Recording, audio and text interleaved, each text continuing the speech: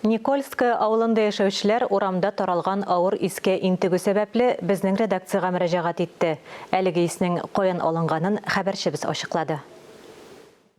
Уенчыклар, шишәләр, тезелеш һәм көнкүреш калдыклар бөтен территория буенча таралган.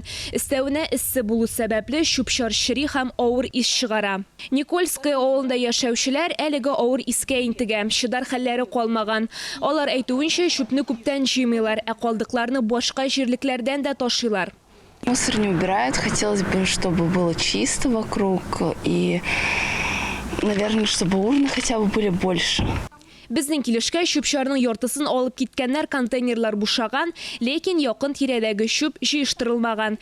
Экология министрлыгы хәбәр итүенчә, мондый хукук бузулар моңарчыда теркәлгән булган. Чүплек даими рәвештә җыештырылса да, чисталык озакка сузылмый. Контейнер мәйданчыгы хуҗасына әлеге җитешсезлекне бетерү өчен кисәтү биреләчәк. Тарлаш авылында яшәүчеләр дә шундый ук проблема белән интегә. Биредә каты калдыклар гына түгел, тезелеш чүп-чары да бар. Хәлне артык кечкенә контейнерларда катлауландыра. Район хакимияте әйтүенчә, авыл халкы гаибе дә бар. Калдыкларны тиешле урынга ташламыйлар.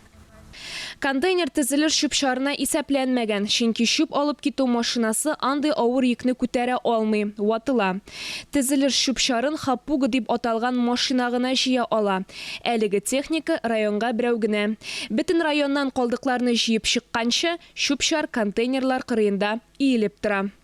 Район хакимиятендә безгә чүп-чарны җыештырырга вәгъдә бирделәр. Динә Нәҗметдинова, Гүзәл Зайнакова, Дамир Мөхәммәтханов, Татарстан яңалыклары.